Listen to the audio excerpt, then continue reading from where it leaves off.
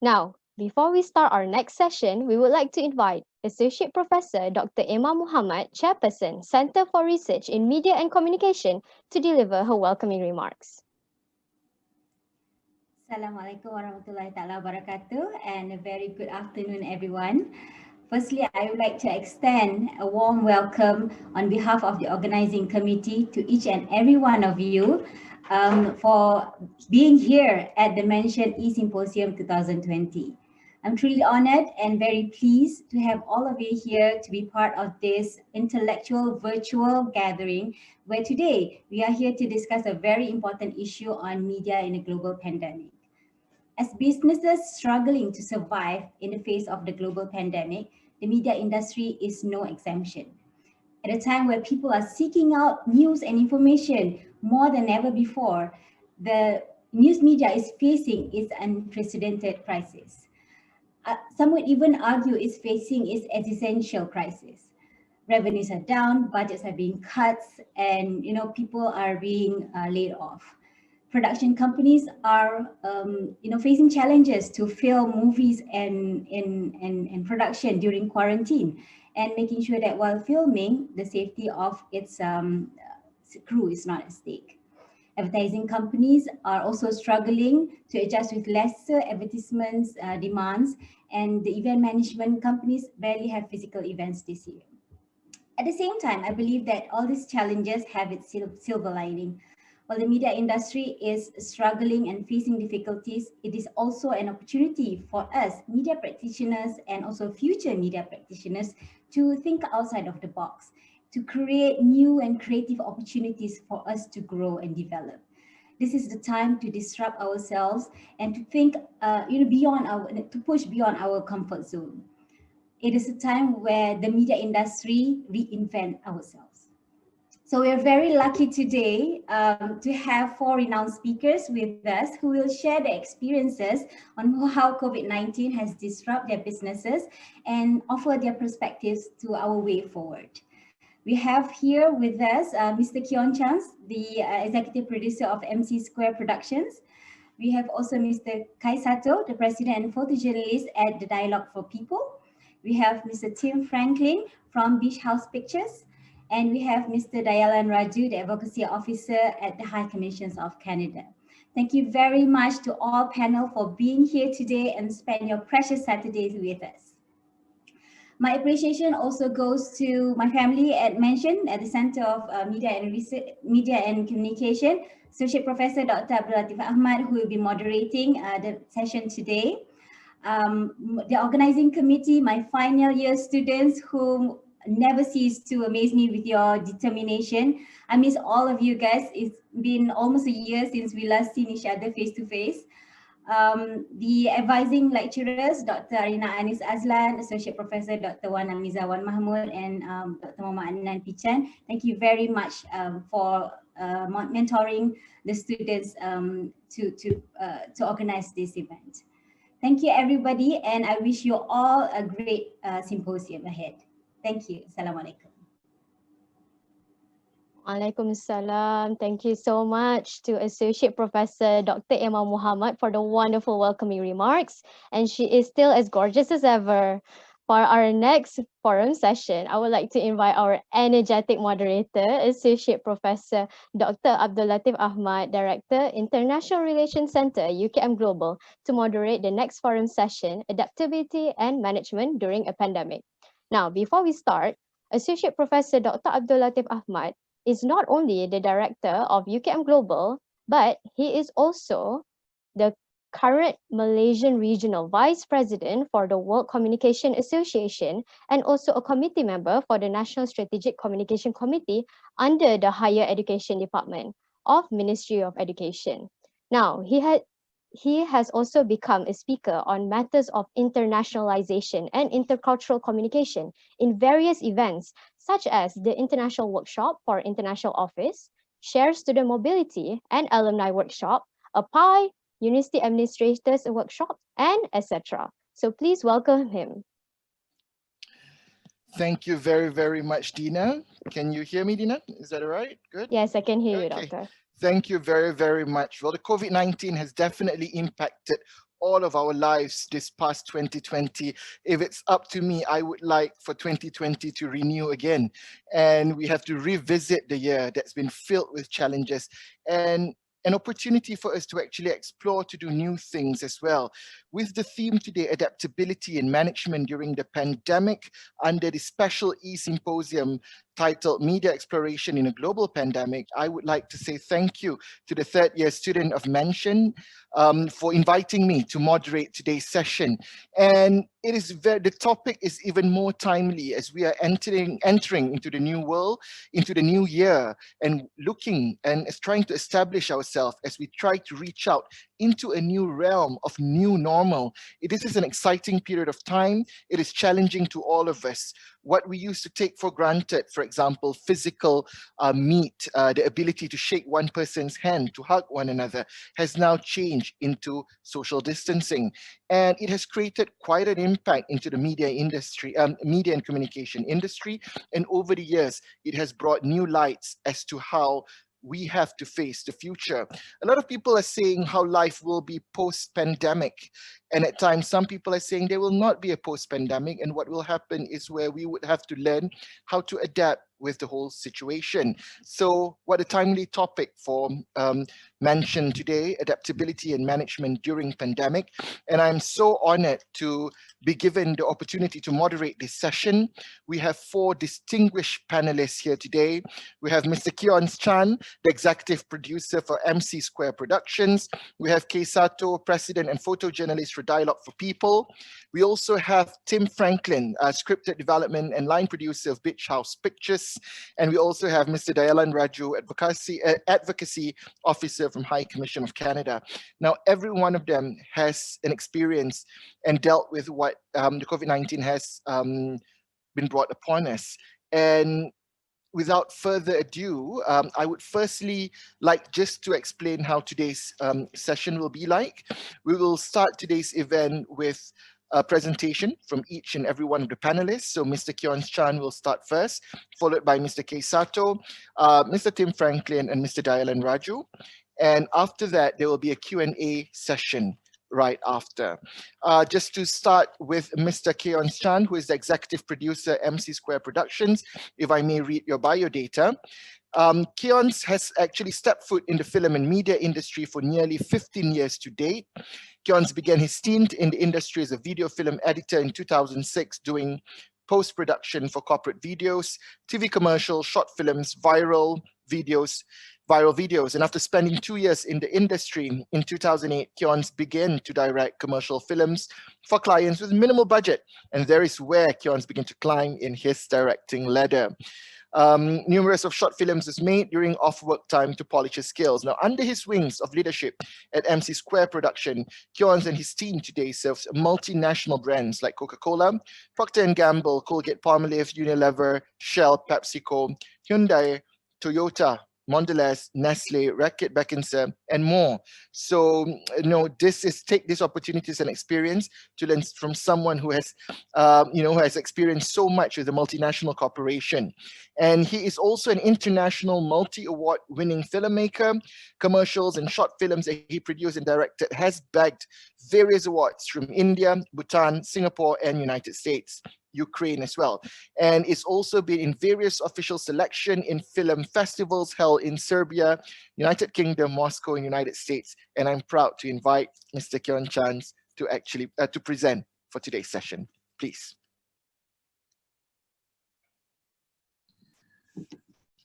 Thank you very much, our respective moderator, Professor Dr. Abdul Latif. Can you guys hear me?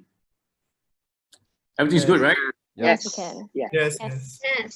All right, first of all, thank you very much, UKM as well as E-Symposium for having me. It's my great honor. And a very good afternoon to my fellow panel speakers as well as everybody that present, right? My goal here today, as when I got invited, is of course to provide as many value as possible for you guys who are especially still in your studying, that will probably step foot in the real world, right? Coming forward. and there's going to be a lot of challenges. And my biggest takeaway that I hope to give you guys is to face challenges, right, in various kinds of circumstances, no matter which industry you are in. All right. But before that, let me just briefly introduce myself. I'm allowed to share screen, right? Let me just, okay. Here we go. Hang on, yeah. Give me a moment.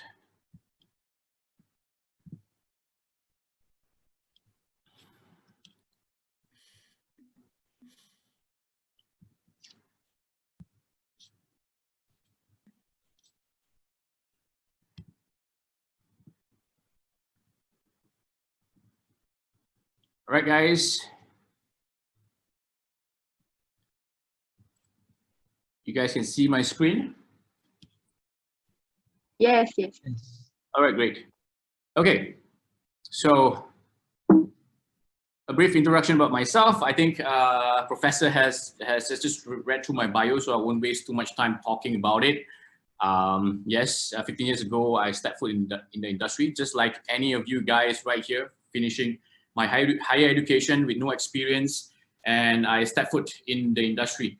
And I started the journey of entrepreneurship back in 2012, right? Starting on my own production house. And 2015, I officially co-founded MC Square Productions, serving as executive producer as well as a film director. Throughout the years, we have been working with brands. Okay, this is what we do just now. I think Professor has just also read out.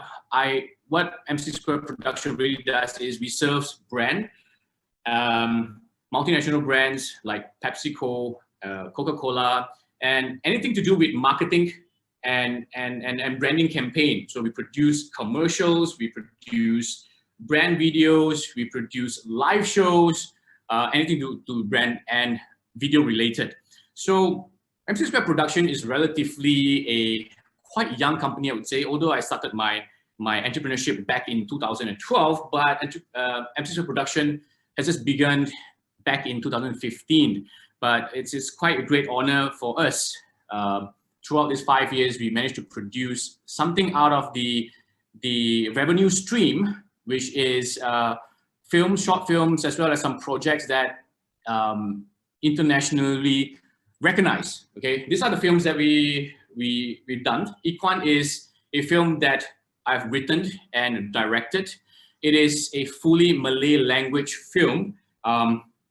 Despite I mean, a bit of my background, I'm actually very fascinated with the Malay culture. Actually, although I'm a Chinese, so I speak Malay and I love to explore things. All right, and being a Chinese doing something else, which is another culture, which is the Malay culture, really fascinates me. So Ikhwan is a short film about an orphan which has a lot to offer. And we bagged quite a number of awards and also official selection in countries like India, United States, Singapore, and many more. And Yellow Line is another work that we have done, which is the second one that has bagged quite a number of awards internationally. This film was produced in just a short span of 48 hours, from writing to filming, planning, filming, post-production, editing, and submission in 48 hours. And the last one is, of course, a commercial film. This is a very interesting campaign that we done right before the lockdown, where it is a health supplement. So when COVID is going on and the client says, we need to catch the trend and do something. So masks, if you remember the time, masks was really out of stock, sanitizers were out of stock, everybody was panicking, and companies start to look at alternative like boosting your immune system, at least if you don't have a mask to protect yourself, at least to make sure your immune system is good. So then we produced this brand video. It's a short film kind of brand video that brings out the brand, also backs various awards from different countries that under the category of commercial and advertisement. And that's the rough background about what MC Square Production does and who we really are, basically. And today in this forum, we are discussing about how the pandemic has actually impacted us, right? And specifically, you guys want to hear my side of the story, how the lockdown, the whole crisis has affected my business as an entrepreneur, as a film director, as well as an executive producer, right? So no doubt, actually, during this entire pandemic, not only just us, but a lot of industry has hit badly, and no one allowed to shoot during the lockdown. If you remember, during back then in March, all the way up to June, July, no production is allowed to actually carry on, and no films are shot. I think production in terms of the very conventional productions are not allowed. So what happened back then was we are actually out of ideas, and honestly speaking, we at the very beginning we don't know what to do, because we have been so used to going out location on the shooting set, right, meeting clients during the pre-production meetings that we physically go to their office.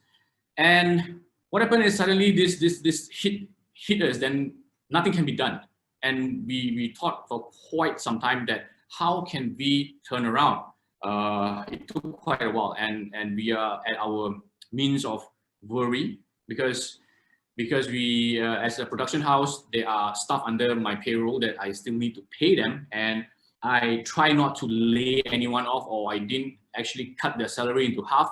I still hope to give them a full salary, because everybody is going through a tough time. So lucky enough, our cash flow is good enough to sustain. But at the very end of the lockdown, we are really at our struggling stage, right? It's like we are drowning already, because the cash flow keeps going up. So then, luckily after that, they reopened the economy, and we managed to carry on back.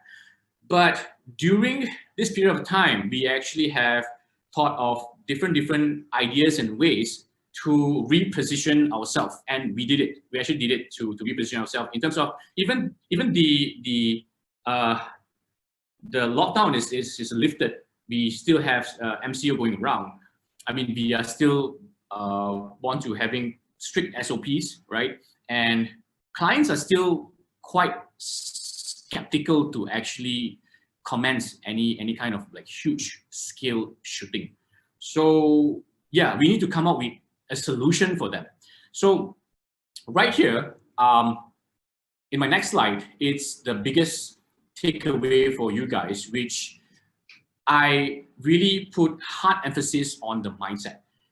I will talk about what I did in terms of the vehicle, in terms of the adaptation, but to me, that is not the most important thing. Okay, that's not an important thing. I'll gradually lead you to the next slide.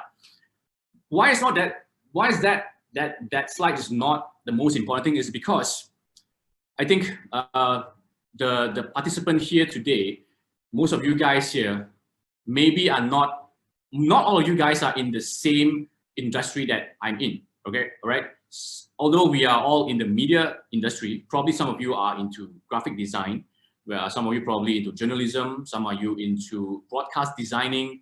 So there are many roles, right? I don't know what I don't have any idea what you guys study, but that is why I put this as my key piece on how I actually came out to solve the problem. It all begins with the mindset, so that even when you guys face any kind of challenge out there, probably in the next 10 years or when you guys step your foot in the industry, probably it's not going to be COVID related, probably it's going to be other crisis.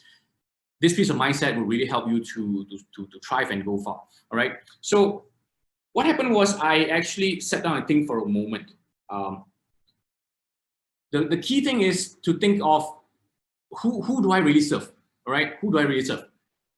And for me, it's the advertisers, it's the brand, right? And the marketers. And what are their problems actually? What are their main problems? As you can see, their problems, of course, they advertisers and marketers, they always want to get their message out there to consumers so that they can keep their brand up, they can keep their sales going. But the problem is they cannot produce. They cannot produce any sort of materials which is video related, right? Probably they can only post out certain pictures onto their communication posts, onto their websites or their social media postings. But video production is strictly not allowed. So then those are the biggest problems that they are facing, right? And then I thought to myself, how could I create a solution for their problem? Okay, so up to here, these three key things is the main criteria that I want you guys to actually take back with you guys. Maybe you forgot whatever I said earlier, you forgot who I am, doesn't matter, all right? The most important thing is these three key element and aspect you guys need to remember for the rest of your life in any industry, because you may serve a different crowd of people, you may serve a different industry, all right? Probably you are a designer, probably you are a web developer, probably you are a script writer, okay? And probably you are a journalist. So identify who do you serve and who do you want to serve. One of these days, if the pandemic or any other crisis may gonna hit us in the future and you're gonna lose your job, I think this is the most important thing to think of. Who do you serve and who do you want to serve? And what are their problems? When you can find a solution for their problems and you probably learn different skill sets in the same industry to cater to solve their problems, I think you will stand out in many ways, right? You will stand out above many of those people who are average, okay? And that is what I literally did. That leads to the vehicle, all right? That leads to the vehicle, which is the examples, all right?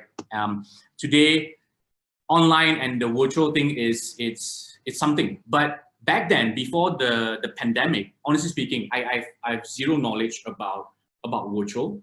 I don't know how to conduct a shoot online, which today in the current technology with the high-speed internet, people are doing more live shows, people are doing more live streaming, and people are doing virtual product launches, which is virtual events. So if you say that event company can't conduct their events, yes, traditional events can't be conduct these days, but there is something called the virtual events, all right, which is we tend to brush our skills to learn all this kind of thing. You see, until today, even I have like various years of experience in this industry, facing a lot of different challenges. Until today, we are still learning. So the moral story is, even you guys, when you step out of the industry, right? I mean, sorry, not industry. When you guys step out of university, right, is not a time that you should stop learning. That is the time where you begin to keep constantly learning. So that's what happened to me as well. So constant learning to learn, virtual stuff, which is a live show and things like that. So then we have a product, we have a service to actually sell to our client. Say, hey, look, we actually have a solution for you. We can do virtual. We don't need to actually meet on set. We can actually arrange technical crews to actually go and go to the individual people who are involved to actually bring everyone on an online platform, just like what we are doing right now, right? If you think about Zoom, right? If you think about Zoom, Microsoft Teams, the founder actually, what they really did is a brilliant idea where it also ties back to the three things: who they serve, and what is the current problem that the crowd that they're serving, and how they could come up with a solution for them to solve their problem. All right. So and Zoom, Microsoft came out with Microsoft Team, where the people that they serve, which is the mass crowd who are facing problem attending meetings and things like that, and they came up with this platform, which is a solution, right?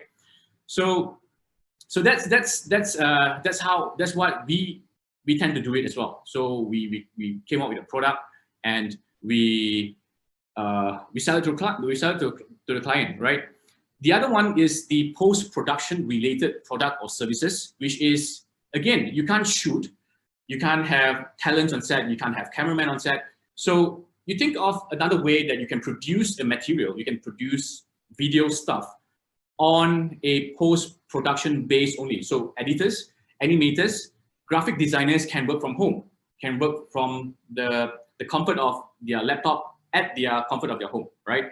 And you just, all you need to do as a filmmaker, as a film director, is to actually come up with a concept and tell the client, say, hey, look, you would like to market and communicate your product, your service to your audience, right?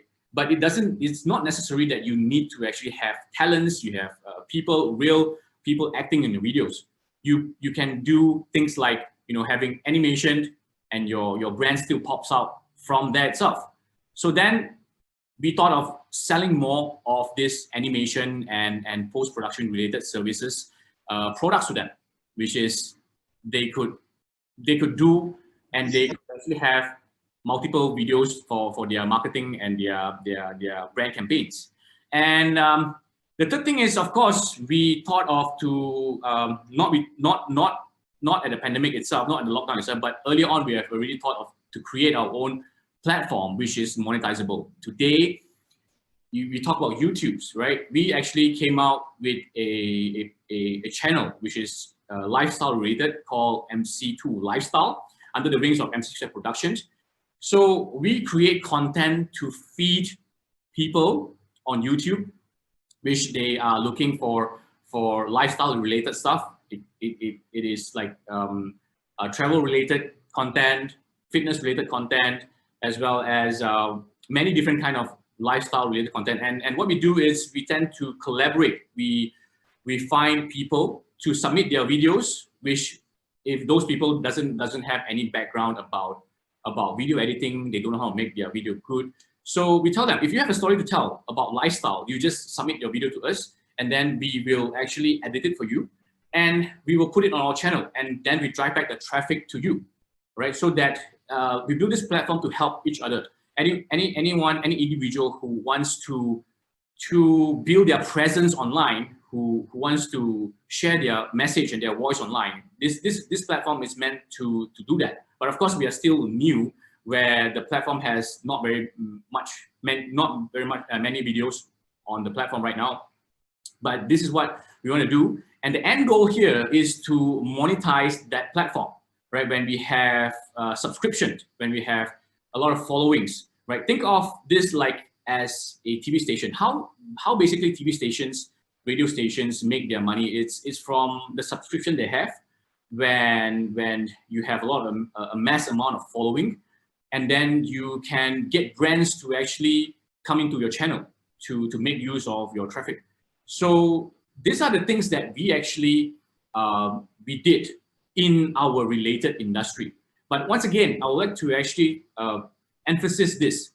The last point, which is think of what kind of work, right? What kind of work could be pivot in your industry, okay? Like I said earlier, some of you guys may not be a filmmaker, right? You guys may not be interested in film directing or producing a film. Probably some of you are more onto web developing, or a graphic designer, or you are a writer, or maybe you want to go for journalism, right?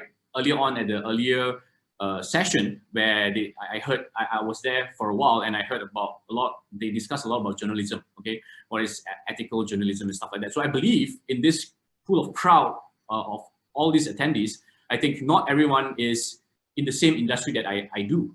But when this kind of crisis hit us, right, these are the things that you can be doing, right? These are the main things that you can think of. It begins with the end in mind, okay? So basically, that is all that my sharing for now. And I really hope that you guys get a very, very good insights on how to manage crisis, because honestly speaking, 10 to 15 years later, it might not be a COVID-related crisis going to strike us. It's probably going to be something else. So a COVID-related crisis example alone may not going to be relevant anymore for you guys in the next 10, 15 years coming. So that's why the three things here is the biggest takeaway that I want you guys to bring back with you guys. All right. So feel free to actually screenshot this or whatever it is, and have a deep thinking of these three things. I am very sure that you guys will find a solution and find a standing in any industry that you go in if you face any crisis in the future. So thank you very much. That's all for my sharing right now. And I hope that if you have any question later, after the other panelists deliver their speech, just feel free to ask me. I'm more willing, and it's my pleasure to actually answer your question and help you to grow further from here. All right. Thank you so much. Thank you so much, Mr. Kionz Chance. I think it's very interesting to learn. It's about being a step ahead now and expecting, being a step ahead in doing things, in planning things. Today it's COVID, it could be something else. And it's also getting out of the box and looking through what your true potentials are, understanding as well what are the requirements of the people you serve and the community you serve as well. That's quite an exciting point. Thank you very, very much, Mr. Kionz. And I would just like to remind everyone, please feel free to drop your questions in the chat box or the Q&A box, and we will proceed further as well before we get back to the Q&A questions. Yeah. Okay, our next presenter is Mr. Kei Sato, President and Photojournalist for Dialogue for People. Born in 1982, Japan, Kei Sato is the President for Dialogue for People, as well as its photojournalist and writer. He believes the development of the human mind can make the world better. Kei is concerned with conflicts, poverty, human thoughts, and its possibility. He seeks for the mental connection between humans beyond nationality, ethnicity, and religion with the means of photograph and essay. Kei Sato has worked in various regions, Africa, East Timor, the Middle East, and etc. He continuously visits Tohoku after the 3/11 earthquake. Kei is also the author of Milk of Happiness, which was published by Popular Publishing in 2018. And it has received several awards, including non-fictional children's literature, and currently resides in Tokyo. I've had the opportunity to listen to Mr. Kei Sato speak recently with Musashi University under Professor Brian's class. And I am happy that you could also be here to share with students from University Kebangsaan Malaysia. So please, the floor is yours. Just to remind you, there's a 15 minutes time frame as well. Thank you. Yeah. Assalamualaikum. Actually, my Arabic is just shwaya, so yeah, let me talk in English. And thank you for inviting me to this event. Even my English is really poor, but Professor Abdul said my presentation is worth to present here. So today we have just 15 minutes. So I want to introduce my organization called Dialogue for People, and I want to share some stories which we really want to share with you guys. So let me share my screen.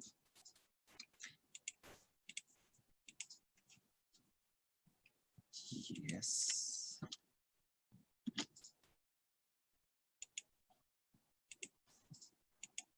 So you can see full screen. Okay. So my organization, Dialogue for People, this is an kind of media NPO. It is media, but it's not a private company. It's an NPO. Reason why I set up this organization as NPO is, most of media companies, private company, even in Japan, there are so many big mass medias, but they tend to categorize the news for two types. Like one news can make money and one news can't make money. But there are some newses, it can't, how can I say, take people's interest, and it can't make big money, but it's so important for human beings, like Syrian war and refugees and some African countries' problems. It's so far from Japan. So in Japan, many people don't have so big interest in such kind of problems. But I really believe it's not the problems only for the people living in the countries. It's a worldwide problem.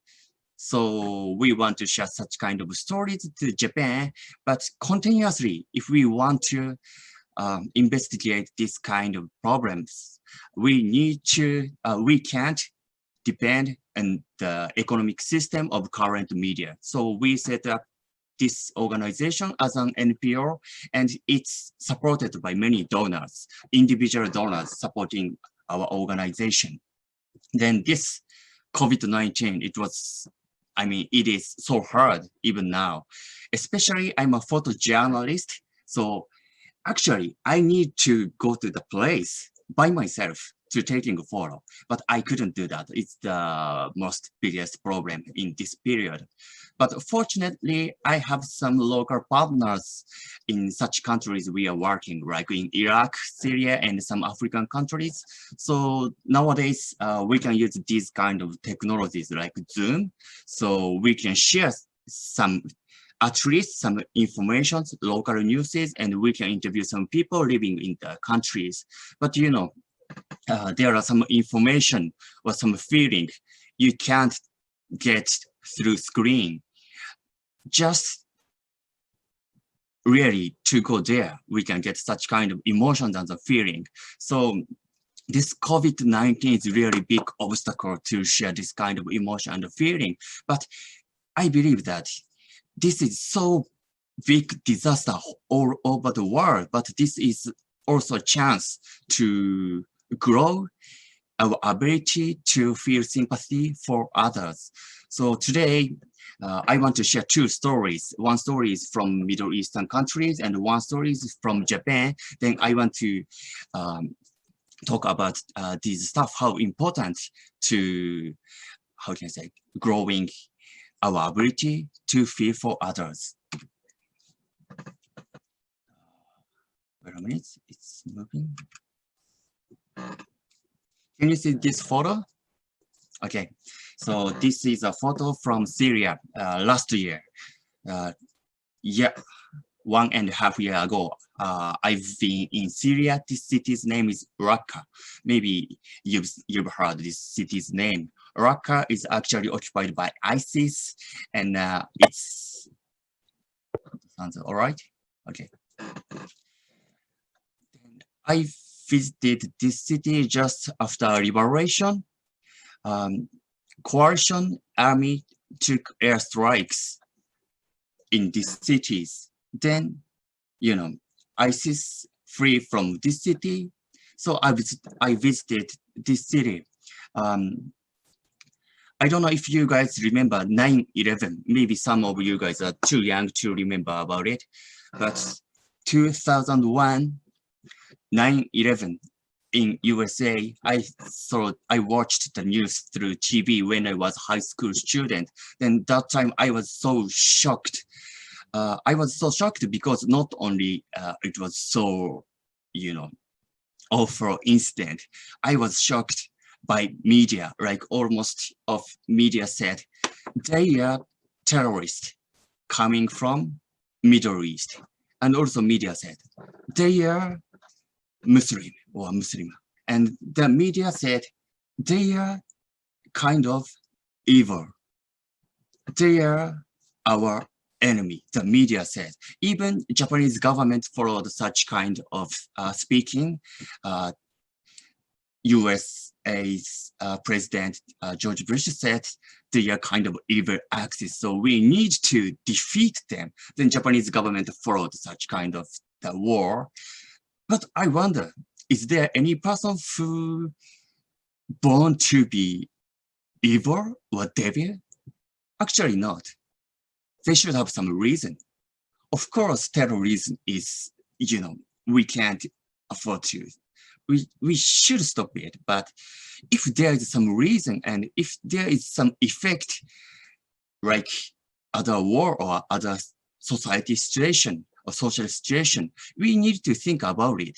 So I wanted to go to Middle Eastern countries, and then I wanted to talk with some people who is called terrorists. So these 3, 4 years, I often visit to Iraq and Syria. Then I wanted to interview such kind of people. So in Iraq, you see this photo, it's totally devastated, but it's devastated by not ISIS, you know, coalition, army took airstrike, and it killed many people.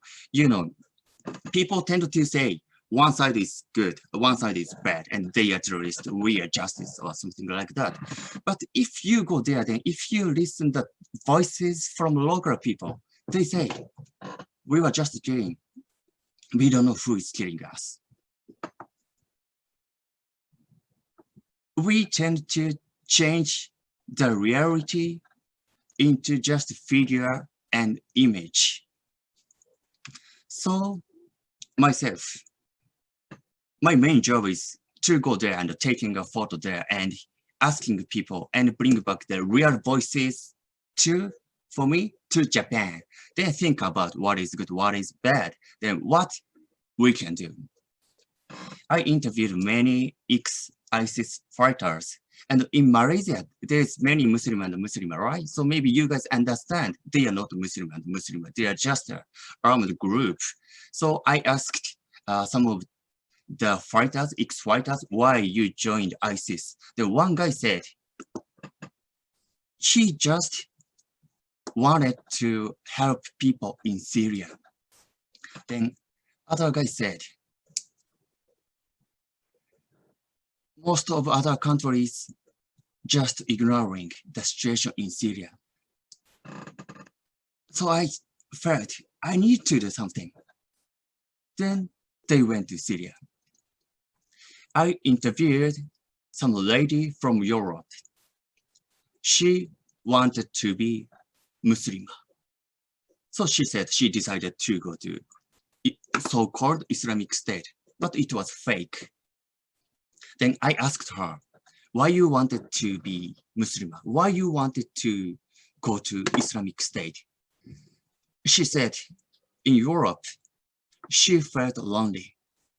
Actually, her family's, how can I say, relationship was not so good. So always she felt lonely. Then sometimes she visited her friend's house. They were Muslim.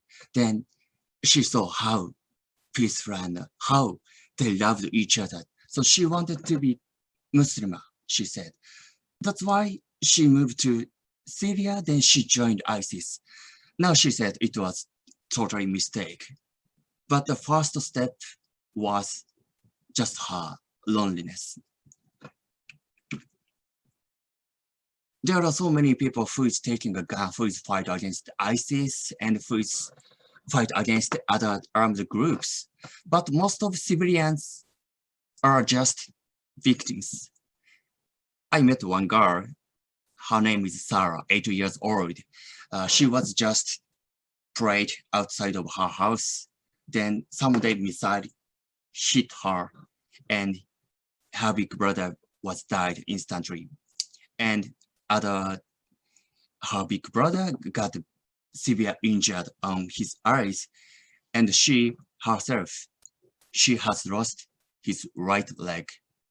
Then she transferred to Iraq because to the hospitalized, she needs to get some surgery. Then she said, why, the missile hit me. I didn't do anything wrong. And also she said, please say stop the war to big person, she said. I didn't understand at that time what the meaning of big people. Then her mother said, she doesn't know who is starting this war and who is not stopping this war. She just said the big person meaning adult. Who could stop the war, or who could say stop the war, but those who couldn't say. That's the meaning of big people, I believe. So what I want to say from this news, from this story is not just that there is war in Syria. There are refugees.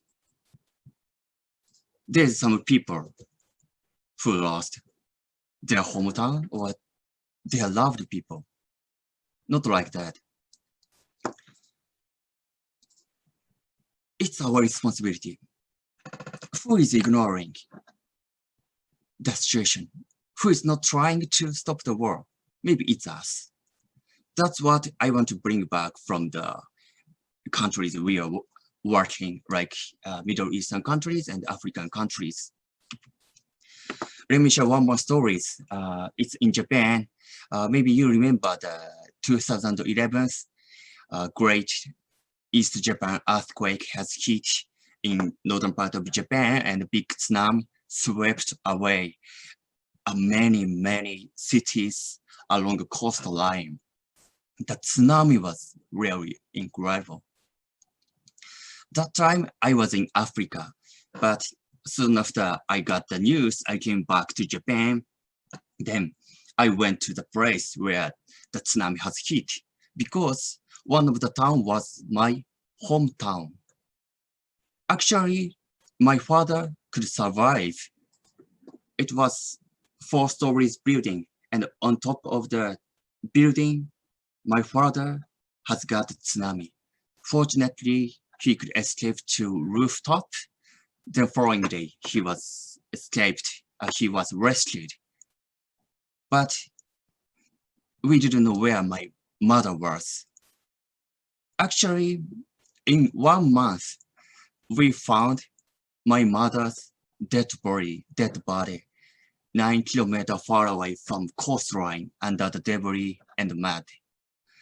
You know, I said, we tend to change the reality to just a figure. In this disaster, some say almost 20,000 people has killed and missing. But each 20,000 people has their own stories, and each people surrounded the 20,000 people has their grief and pain in their heart inside. This is my father.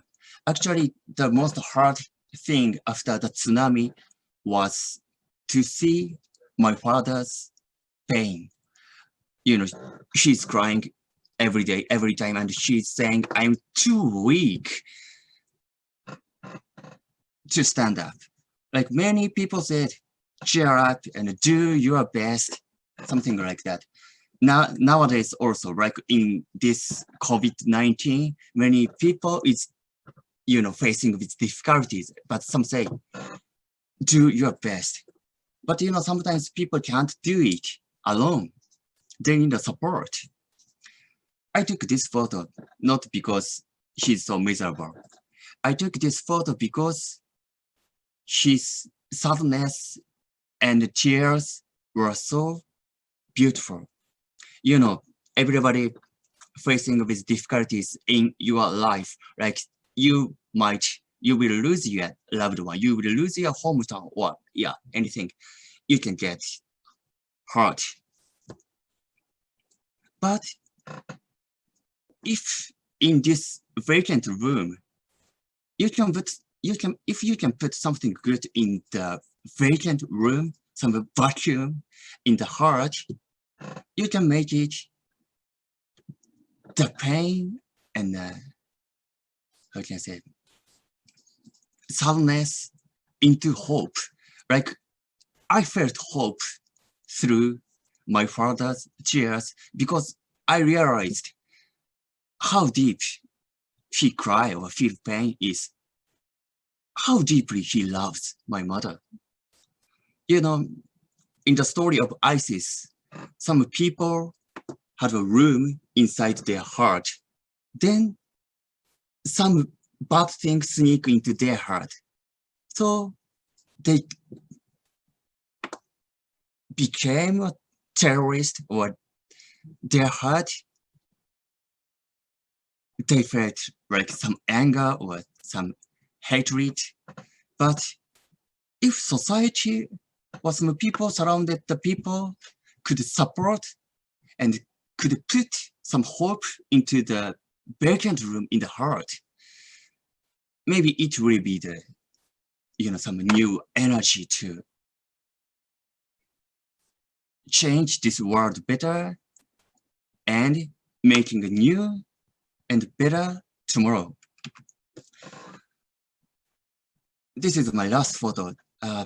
What I wanted to say is, media is not just bringing information, taking information to you.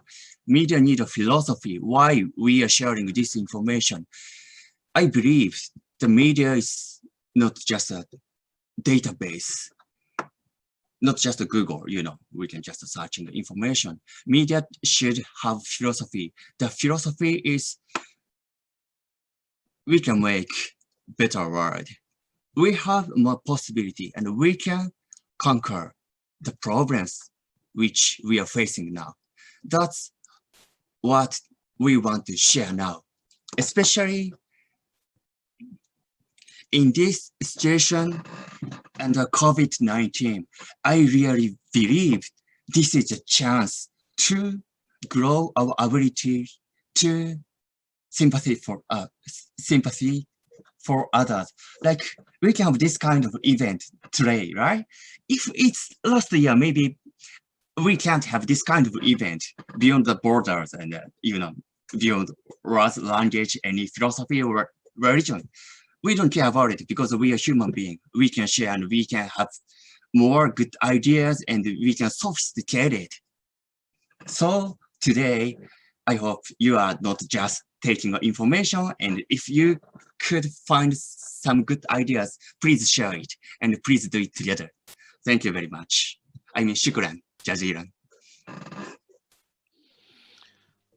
Thank you very, very much, Mr. Sato. I think I'm looking at all these faces and you know how touched and moved we were. You're across the world in Japan. And here we are all here in Malaysia and listening to how the story was being conveyed words by words and the emotions that you carried through your words. This is what I enjoyed about Dialogue for People. Every day we open the newspapers and we always read 1,200 people got COVID-19, 7 people died. Those were figures, those were statistics to us. But to a lot of people, this was a family member, this was a father, this was a mother, this could be their children. And I think at times we need to look at news in different ways and not just about figures, 1,200, 7 people that it's not. There's always a story behind each of those numbers. There's always a story behind them. And what you're doing is an amazing thing. We truly appreciate it. And I believe the students also learn a lot from that. Thank you very much, Mr. Sato. Thank you very much. I'm so happy with you guys together here. So yeah, let's work together. Thank you. Yes, thank you. There'll be some questions for you as well at the end of this program. I would now like to invite Mr. Tim Franklin. Now, he's the scripted development and line producer for Beach House Pictures. In the role of scripted development and line producer, Tim supports the development team on growing Beach House Pictures' slate of scripted properties and project managing large-scale productions. During Tim's third year in production, he has worked all over the world as a senior production manager, director, producer, and line producer in a variety of different genres. Having started his career at BBC Scotland, Tim was production manager on the BAFTA award-winning series Rhapsody Nesbitt on BBC, and was himself nominated for a Scottish BAFTA for directing in the light entertainment category. In recent years, Tim has worked on a variety of films and TV series such as 16 Years of Alcohols, Confetti, Zag-Love, and also Zigzag Love, and also Book of Blood and How Not to Live Your Life. His short film, Eat Me, was selected for a Women in Film and TV screening at BFI in London. Now, his ambition is to develop and produce top international drama and comedy out of Asia. And we're looking forward to have more quality productions from this region. I mean, there's so many, it's so culturally, vibrant. And we hope that, you joining us here today would inspire a lot of people and share your over 30 years of experience with these new, hopefully media leaders of the future. So the floor is yours now, Tim. Thank you very much. Very honoured to be amongst a very emotive. Following that emotive presentation, it'll be tough, I think. But I'm looking forward to it. As said, as the session's about is adaptability and management. during a pandemic. And my job is basically managing and adapting productions to fit to budgets and to timeframes. I also, in the past few years, have been a speaker at the Asian International Film Festival. So I've got to know quite a few people in that genre. My biggest startup with everything and with every project, and it's with COVID as well, is the phrase "don't panic." Because every project we ever come across will always have issues. There will always be some issues. Obviously, COVID is probably the biggest issue I've ever come across in my career, because we approach projects from different ways of approaching projects depending on the size, the scale, the budget, and the locale. I mean, I've worked at Beach House Pictures. We produce international projects for an international audience, but we make sure that it always has a local voice, and that's the most important thing for us. What we don't want to be producing is just Hollywood copycat. We want to have our voice across the world, and it's to that effect at the moment. I'm unit production managing a multi-million-dollar production for Netflix, which we start shooting hopefully in January. Now, this has been delayed for a year, and I just, just to talk through the reasons why. I mean, I obviously have 150 to 200 crew, which I have to move around from around the world, from United States, Malaysia, Australia, the UK, Thailand, Singapore, and trying to get them all into Indonesia to film. So obviously that created a few problems.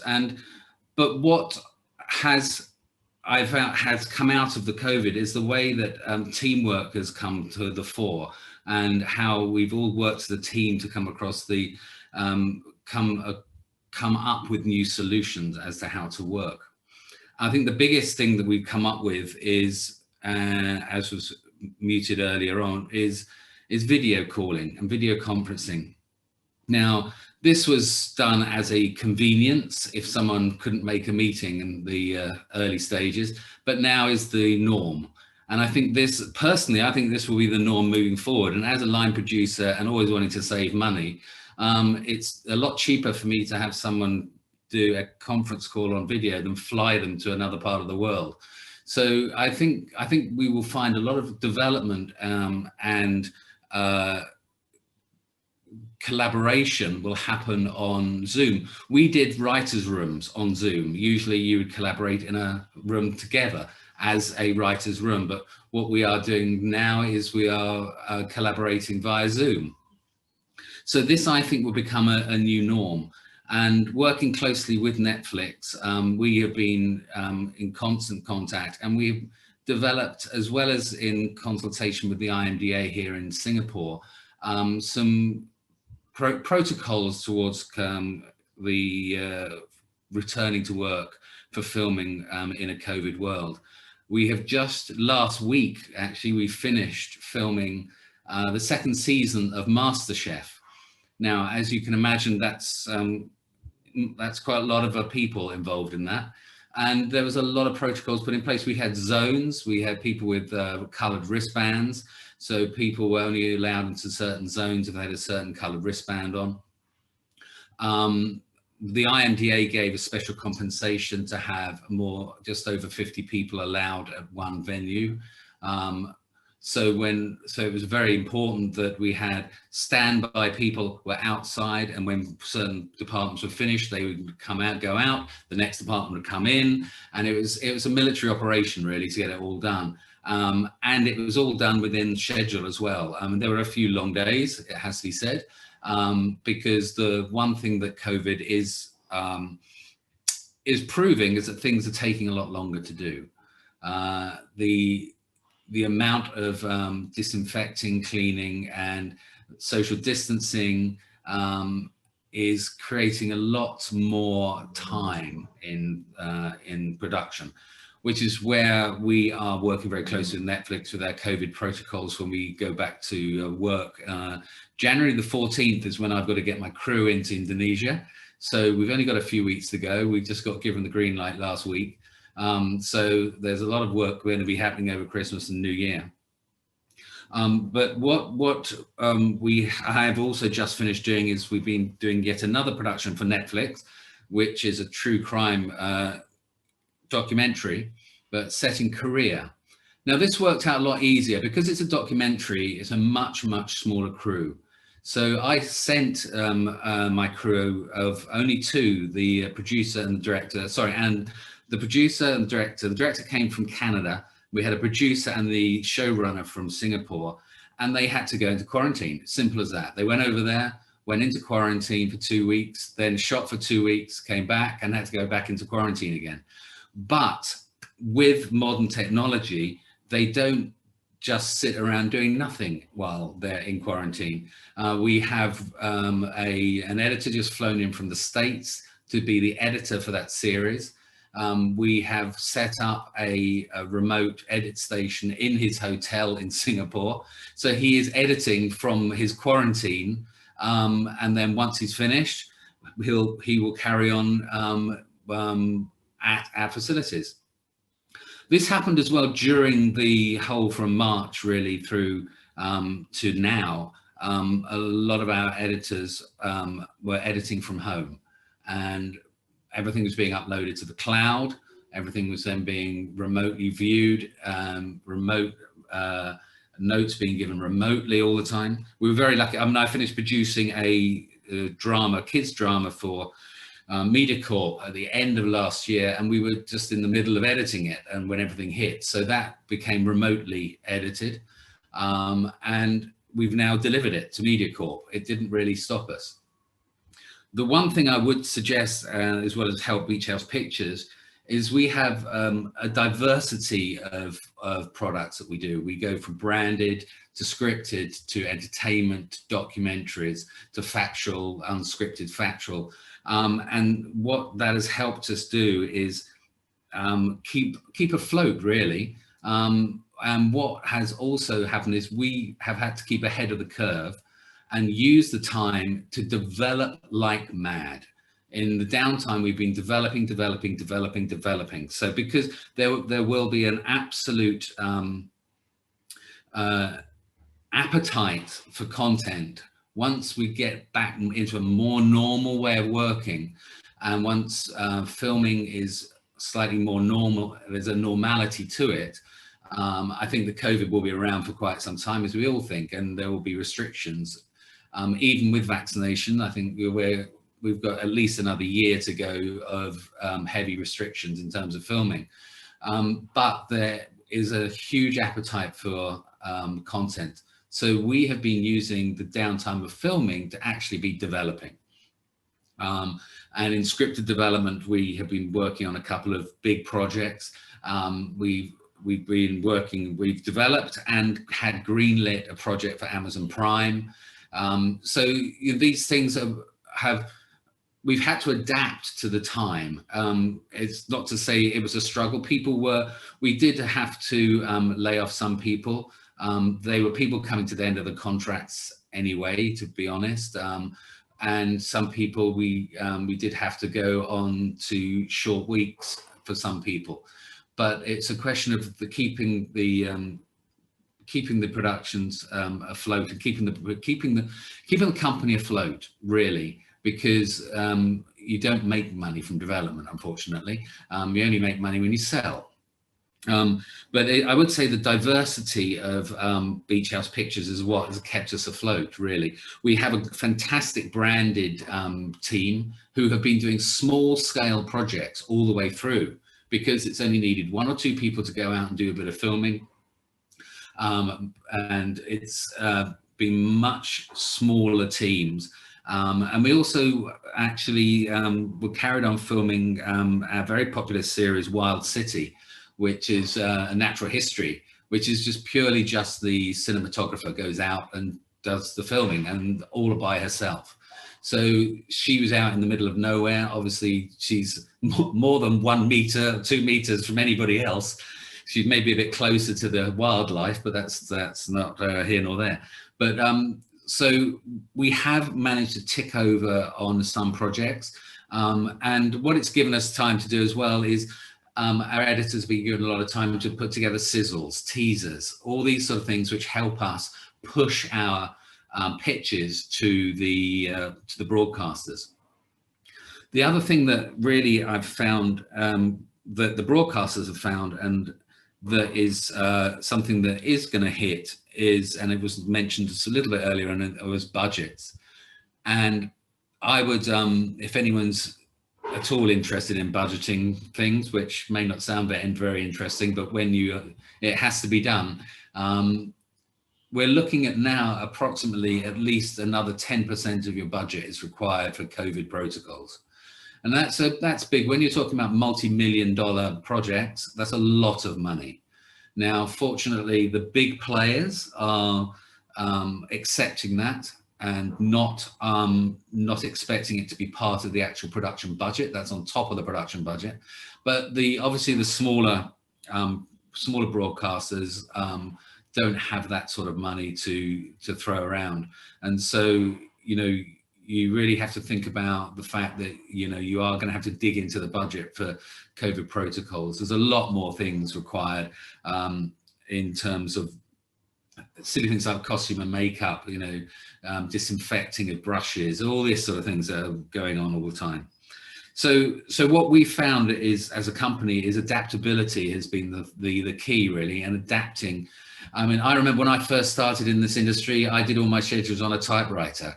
And from those days to now, where we're now sending huge terabytes of information almost instantaneously across the world, I've had to adapt to many changes in this industry.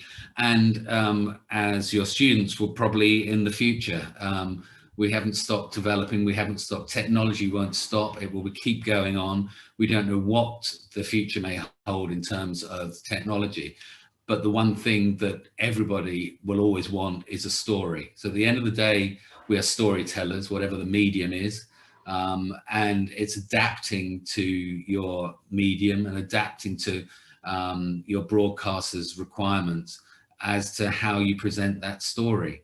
COVID has obviously given us a bit of a hiccup, but again, all productions have hiccups, and it's a question of adaptability, working out how you can actually get the job done within the protocols and keeping everyone safe.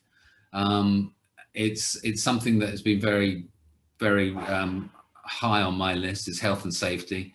As everyone would have remembered, not that long ago, the camera assistant who was killed on the train track in the States, that started up, yet another thought of how do we keep people safe. And COVID again is yet another. Nothing is worth someone's life, and TV production and film production is the same. So we're keeping people as safe as we can, as practically possible. We have huge amounts of protocols in place for the drama we're going to be shooting beginning of next year. So, I mean, that's what I just wanted to leave everyone with, really, is that always be adaptable, because you never know what is coming around the corner. Adaptability is the key. Be a fantastic storyteller, but be prepared to adapt your story to the modern day and the modern world and what gets thrown at you. And don't always expect to be able to tell your story exactly how you want to tell it, because you might not be able to be. So therefore, be adaptable. And with that, I just wrap up and thank you very much. I'm very, very honored to be asked to talk. So thank you very much. And I hope that I've been of some interest to some of you. Thank you very much, Mr. Tim Franklin. So many great insights there. We know TV production, television production took a lot of toll in Malaysia as well. Some of us could see how our live programming has affected, how virtual audience and cutout bots now make up the audience just to add the excitement and feel. And we've seen this taking place all over the world. I've read somewhere as well where, like talk shows, scripted programs were severely affected. Reality TV, Amazing Race had to be cancelled, for example, and Survivor had to be postponed. And it's interesting about how the diverse and the range of variety that your company offers gives a flexibility where there were projects that that doesn't involve as much social distancing, unless with nature in that matter, as you've mentioned, or to the level of something like MasterChef that requires so many people working in a confined space, standing within a range with one another. I think that's some great insights, to inspire the students. And I think when they heard words like Netflix, Amazon Prime, and all that, it's so much relatable to them. And this is where we're moving forward to. I don't think they know much about television stations per se today. I mean, and that's also adaptability, where the new generations very much engage with the new platform it's being offered. Thank you very much, Tim. We'll open for questions after this as well. And our next and final presenter is Mr. Dayalan Rajoo. He's an advocacy officer with the High Commission of Canada. Now, Dayalan is attached to the Foreign Policy and Diplomacy Services section of the High Commission of Canada, where he works to raise the profile and visibility of Canada's political, security, economic, and socio-cultural priorities in Malaysia. He's responsible for conceiving, developing, and implementing communications, advocacy, and public affairs strategies, plans, and activities in support of Canada's foreign policy, priorities in Malaysia, and in extension, the ASEAN region. Prior to this, Dayalan served as a promotion and public relations officer at the Human Rights Commission of Malaysia, Suhakam, where he was responsible for planning, organizing, and implementing outreach and promotional programs to increase awareness and understanding of human rights issues. He graduated from University Malaysia Sabah with a bachelor's degree in international relations and is currently pursuing a master's degree in corporate communication at University Putra Malaysia. Who knows, maybe a PhD in University Kebangsaan Malaysia right after that as well. And he is passionate about the promotion and protection of human rights, and is obsessed with cars. And maybe we'll get to know which car is his favorite, which type, and maybe he'll be able to share that with us as well. The floor is yours, Mr. Dayalan. Thank you. Thank you very much, Dr. Latif. Can everyone hear me clearly? Yeah, good. Right, yeah, that's one of the challenges of having this Zoom sessions, right? You don't know who is listening or who can ever hear you. And the biggest problem is when you try to crack a joke and you're met with silence. You don't know if everybody's on mute or it's just that nobody found your dumb joke funny. But this is, as Tim said, adaptability, right? Along the way that we go along. So thanks for the introduction. Yeah, my name is Dayalan. I'm with the High Commission of Canada. So a little different from the rest of the panelists, I am not specifically in the media spectrum per se, because I'm in a diplomatic mission. Obviously, our work, our challenges are different. I would say very much different from the other industries. But I believe there are lessons that we can learn from each other. And so I will try to ask the students. I mean, as media students, I would say maybe look at my presentation in a way of how once you actually come out into the industry, to see, because you'll be working with people from different spectrums, different spheres, different stakeholders, and governments will obviously be one of your main stakeholders. So it would, I guess, obviously help to understand a little bit about how the structure works, right? And so, let me just share my screen.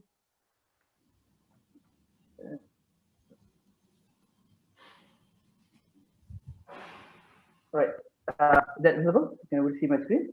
Yeah. All right.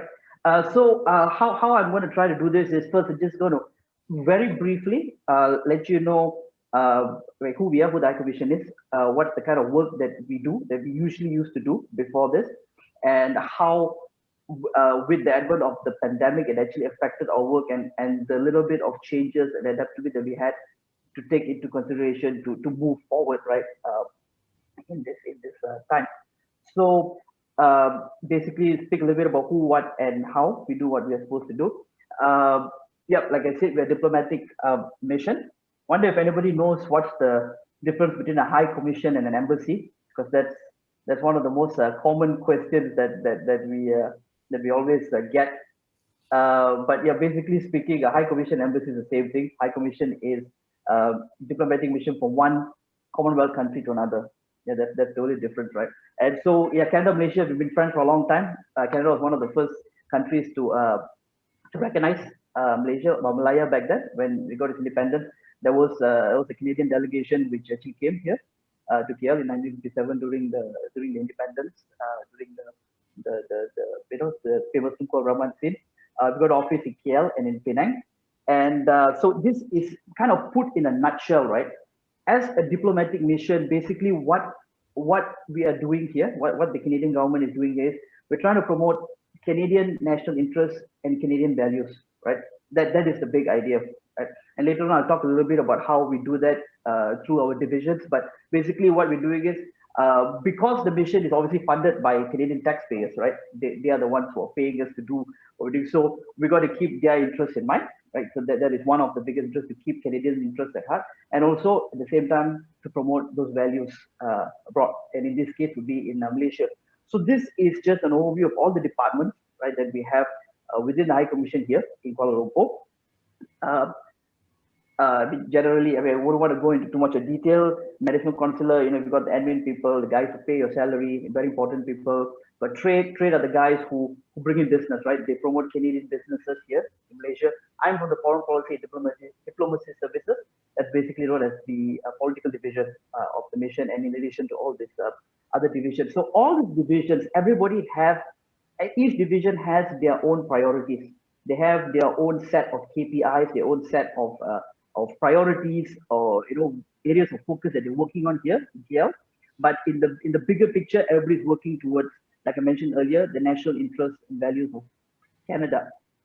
And so before apparently somebody ate a bat somewhere and all hell broke loose, right? So the work that we were doing, so I can talk specifically about my division, which is FBDS, the Foreign Policy and Diplomacy Services division. How we worked to promote those Canadian values and brands, right? So we have funding mechanisms. The funding mechanisms, I'll go into details. That's the abbreviation. You see that, FIF, CFLI, and MCF. We also obviously use social media. We do outreach, and we have advocacy planning, right? So this funding mechanisms, I think it could be of interest to everyone, because some of you might be part of an organization who's working to do something, like Mr. K, how he's doing is sort of trying to help people. This is what these fundings are for. We try to make a difference. And so, like the Post-Asia Fund is a small fund. We do small, very small one-off projects. We work also extensively on things like migrant rights, like refugee rights, because these are all priority areas for Canada. We do women's rights, indigenous people, LGBT rights, things like that. So people come to us and programs, and we try to fund them. We also have the Canada Fund for Local Initiatives, the CFLI. This one is a little bit more structured. It's an annual program. It's an annual funding program. People sending proposals, same thematic areas. And so this is also, I'll talk a bit about this, but how, because before this, pre-COVID, these were all outreach programs, right? These were all programs which are on the ground, people going out into communities, helping, to solve issues, to solve problems. And obviously COVID really changed all that, changed the way that our partners do work, and in extension changed the way that we could fund them to do those work as well. And the MCF, this is the Mission Culture Fund. This is was my favorite funding mechanism actually. This is part of the cultural diplomacy pocket. So where we actually used to bring in like Canadian artists over here to Malaysia and have programs.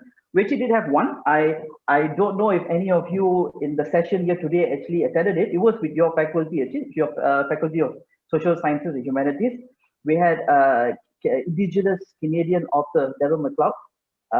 We brought him over to UKM. He had a session where he spoke a bit about Indigenous land claims. He spoke a bit about his experiences as an Indigenous person, Indigenous artist. And so that's the kind of events we used to do. They were very fun. They were very interesting. We got to go on the ground, meet people. But like I said again, that's all not happening now. Everything is all virtual, right? Fortunately. And social media. I know this looks like a shameless plug, but like our Facebook and Twitter pages, you want more information about those fundings. If you're students, we have funding for studying abroad. So everything obviously goes through social media, right? It always has. And I'll talk a bit later how during COVID it actually exacerbated our use of these platforms, right?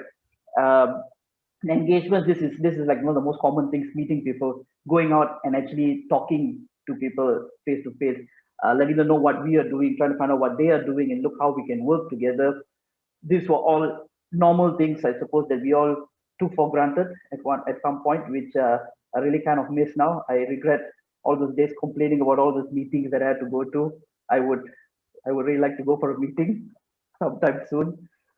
And of course, all of this comes together in our annual strategy planning, right? We take all those funding mechanisms, the social media, the engagement, we put it all into one plan. We look for the whole year, we identify our priority areas, and we use these mechanisms at our disposal to achieve those goals, right? So that is basically how we used to do it. And now, COVID comes into play, right? And to be honest, it did obviously take, I'm sure it took everyone off guard, right? It just happened like really quickly. And so in March, I mean, we the office actually did go into that whole work from home thing earlier before the announcement was made by the Malaysian government. But what happened was when this happened in March, basically the main thing we had to do was react, reassess, and re-strategize, right? We had to react to the situation that was presented to us, unprecedented situation. We had to reassess our strategies, our goals, and we had to re-strategize to figure out all those things I spoke about before.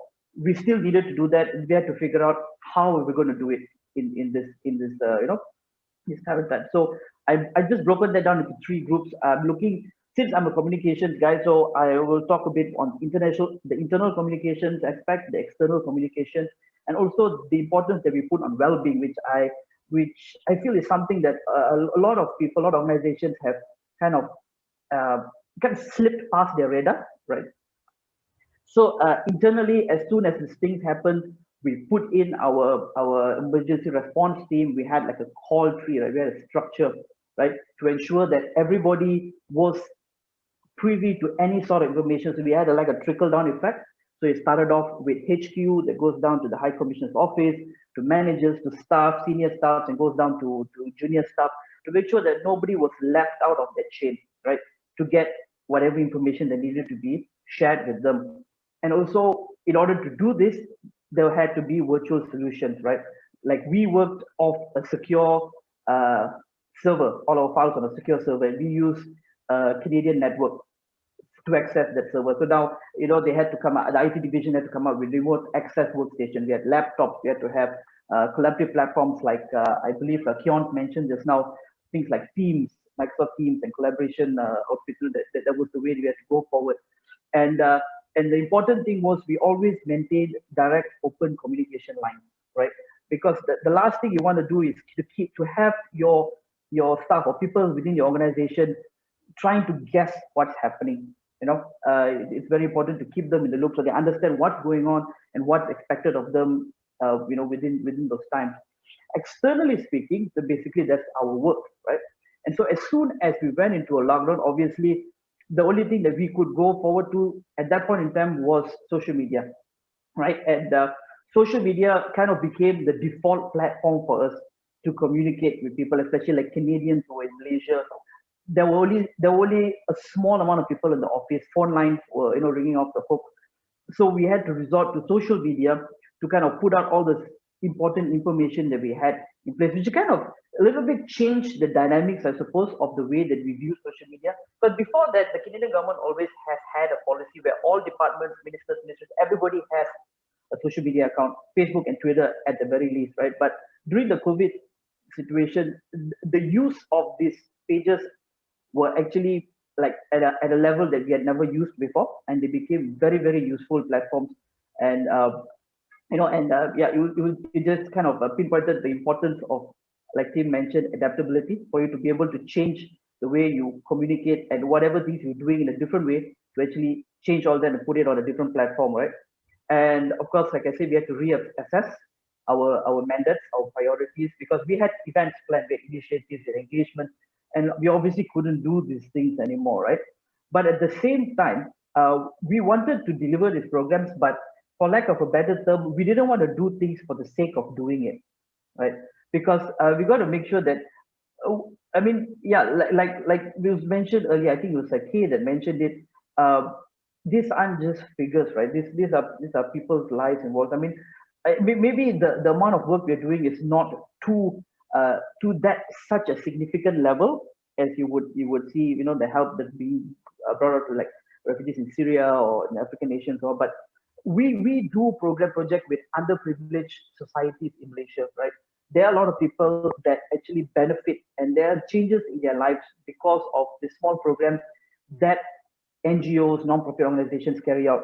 And so we had to figure out a way into ensuring that we wanted this work to go on. We wanted to make sure that the people who's supposed to benefit from these events, from these initiatives, were still getting the benefits that they needed, right? And like Kionz mentioned, we had to make sure that we had to understand what was the problem that they were facing, because obviously before this they had issues, and now you had COVID, and you actually added on extra issues to them, right? You got to figure out what it is that you wanted to help them with, and how we had to solve those problems for them.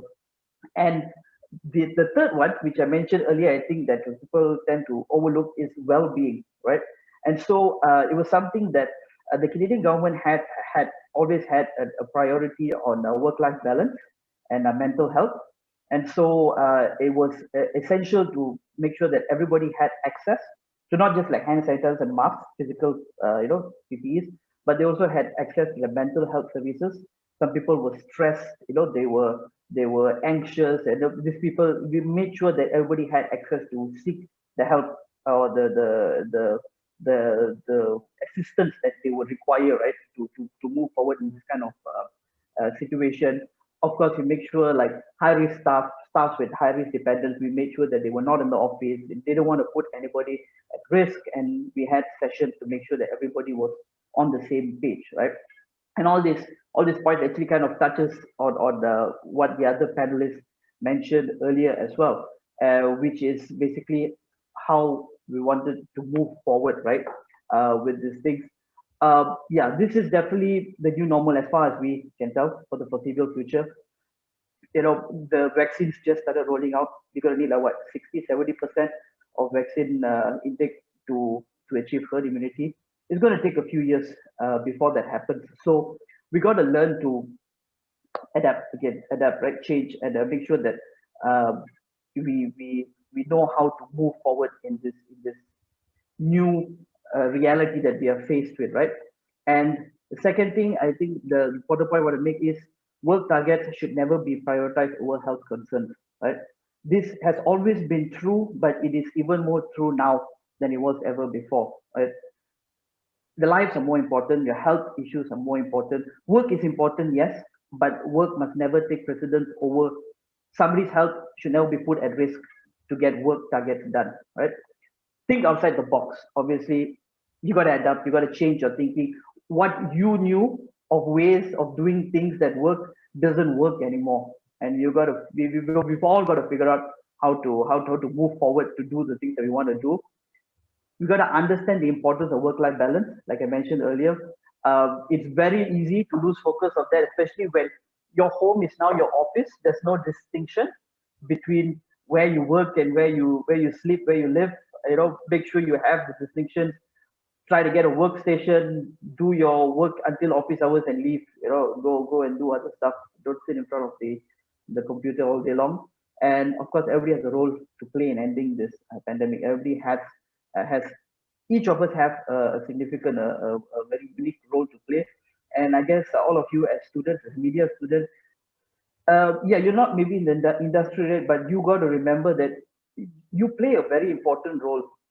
Maybe as not much as you realize, but as the media, you have the power to set narratives for entire countries, right? You set the tone.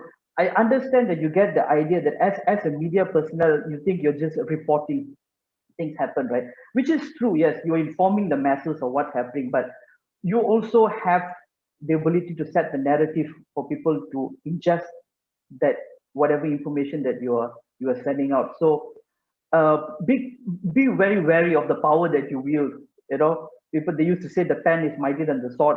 I don't know who uses a pen anymore, but the idea still stands. Your words have a lot of meaning, And so take that into consideration as you step forward into the working life. And whatever you learn in university is all theory, and when you go into the real world in practical terms, don't forget to think and realize that whatever you do, people's lives are affected by all our actions, right? So, and yeah, that is all I had to say about this. And thank you again, thank you very much for the opportunity.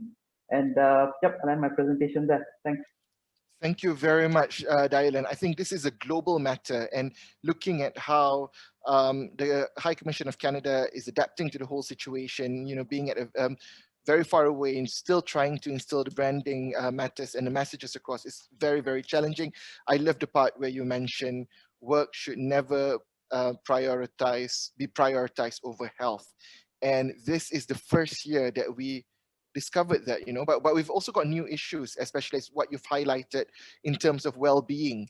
At times I take it for granted as well. Like when I teach in classes, my classes is for 2 hours and that's it. And the students would have to continue on with another 2 hours, another 2 hours, and another 2 hours, and they go through a Zoom fatigue situation where they can get a bit overwhelmed, and it is challenging as well. And how do we adapt to this new level of stress or new level of mental health issues, people trying to get beyond this virtual realm? So it is quite exciting. Thank you very, very much, Mr. Dayalan, as well. Now, we've got questions. I've checked, we've run over by 15 minutes. Well, that's okay, because they've allocated 15 minutes for photography. Now that only takes 2 seconds now with this, with this virtual feature that we have now today. Now I've got a question first, and we'll go to, and this is open to anyone in the panel. This is by Dr. Hastrol in UKM. A permanent shift has taken place from a linear platform to a digital platform such as online streaming services. So how has COVID-19 pandemic significantly changed the business model of the media industry? So maybe you can try with Kionz first, if you could share your input. Yeah.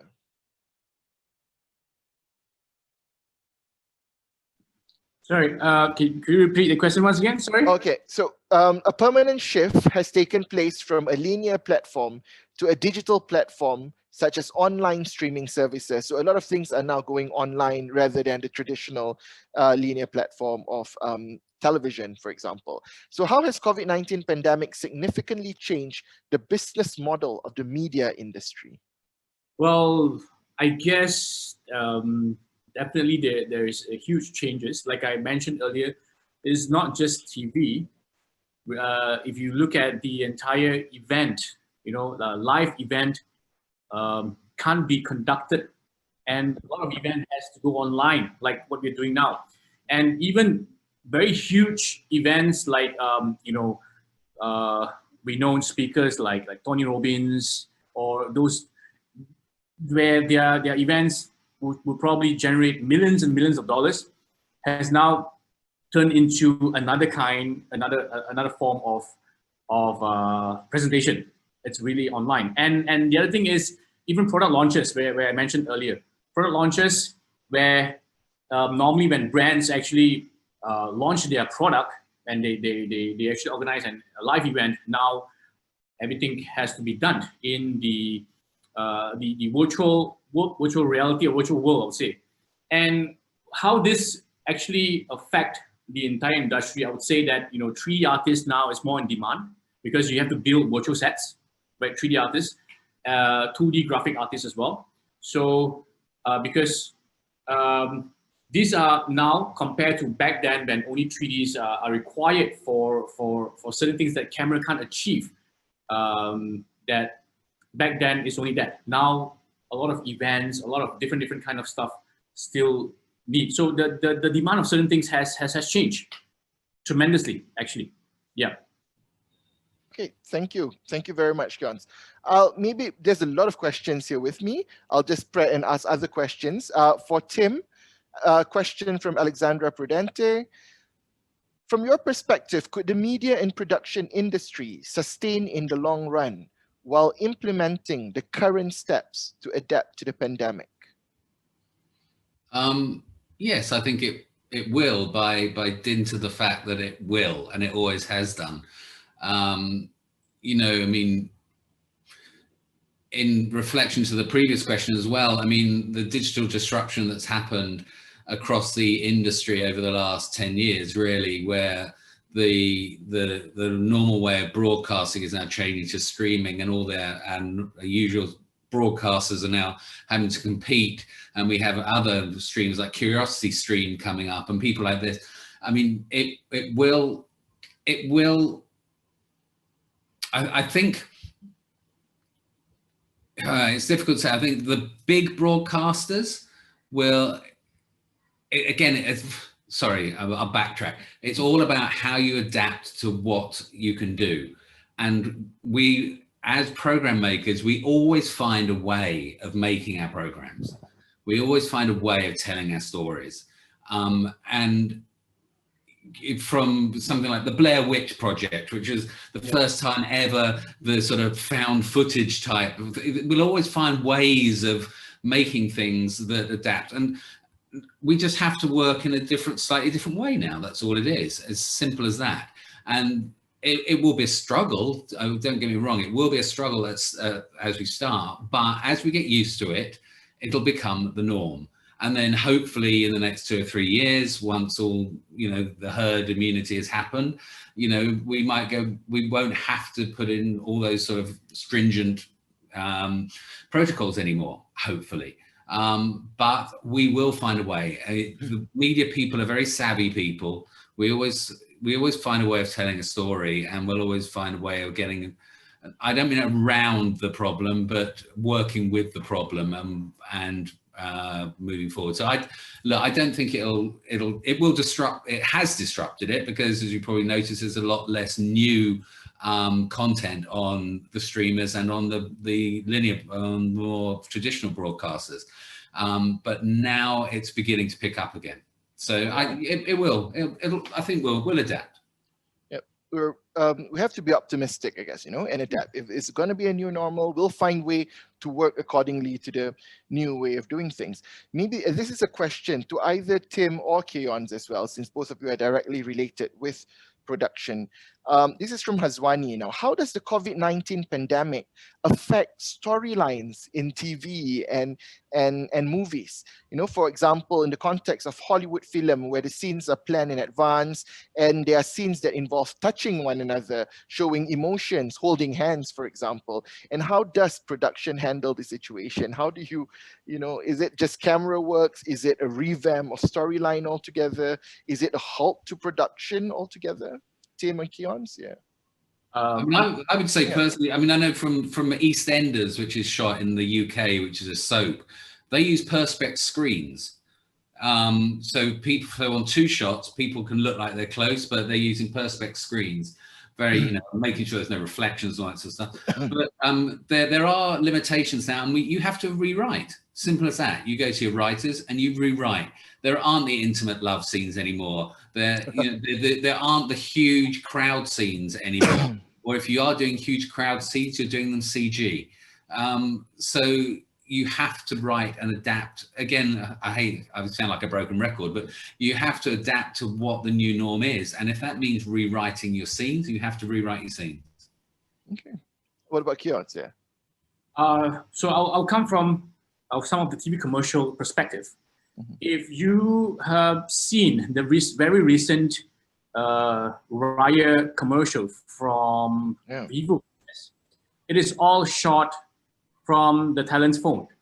Yes. So what they did is they actually, the way to write the storyline is, okay, we still keep the connectivity somewhere in the story, but with a different way. And like what Tim has mentioned earlier, a lot of CGs need to be done. Like, let me share you some of the experience that I did recently, where I did a live streaming for one of this brand, where we were quite concerned about the sittings of the panelists. Okay, it's a live, there are 5 of them, but we still need to make sure that they are separated, even in front of camera, just to get rid of in case anyone want to find fault with the brand, saying that, hey, you are not, you're not practicing the right SOPs, having too close together. But what happened is actually in the system itself, if we can shoot them individually, we can put them whatever distance we want to. So, and then once we come them together, right? Once you come them together in the sitting of the round table, whether you wanted them to be really close or you want them to be far apart, it's doable. So I would say we can leverage on technology to overcome some story writing limitation, or like whatever Tim has just mentioned earlier, we just need to rewrite certain things and readapt to certain camera works like what Oppo, Vivo did for the Hari Raya commercial. Yeah. Okay. Thank you very much, Kionz. Thank you for the input. Tim as well. Yep, I read about what's happening with British soaps. So aside from them being stopped for production for quite a while, some of them also incorporated the COVID-19 storylines into their stories, like Hollyoaks, for example, and how they've adapted to, they couldn't do certain things. And in some soaps, for intimate love scenes, for example, such as those in Bold and Beautiful in America, I read somewhere where they actually invited the actress or the actor's real life partners to work in those scenes, because it's really changing how television production is conveying all these things as well. So it was quite an interesting thing to look at. Okay, Adaptability again. Sorry? Yeah. There you go, adaptability again. Adaptability. So you know what? I'm so proud that everyone's like a step forward, like this is the problem, we'll solve it. What's next, and then we move on. And it's that kind of attitude that's going to let this industry grow and keep on growing for that part. Thank you. Now we've got a question to Mr. K. Sato. Now, how do you and your company survive during this time of pandemic, especially being focused on photojournalism and being an NPO? What are other things for your, how does your company keep afloat, and what are the challenges that you face? Yeah. Okay, thank you. Actually, at first it was so hard. Our economic situation was really hard because we can't do investigation, which means we don't have any, goods to sell. But because of such kind of technology like Zoom, we have many chances to talk through screens. And at the same time, it was kind of, very, very interesting thing. Like we are also sharing some stories from Gaza Strip and some Palestine West Bank. And in Japan, it was so far away. Many people couldn't understand how they feel, stressed and stuck into their territory. But because of COVID-19, lockdown, you guys were also in the house, right? Then it was kind of a chance to understand how it's stressful, like limited your activity and stuck into your house, home, and that somebody just order, you shouldn't do this, or something, blah, blah, blah. Then my friend from Palestine said, no, finally, you could understand 1% of our harsh reality, they said. Maybe it affected the railroad. I don't know why, but after the COVID-19, some individual donor actually the donors are increased. Maybe they feel it's a kind of a big,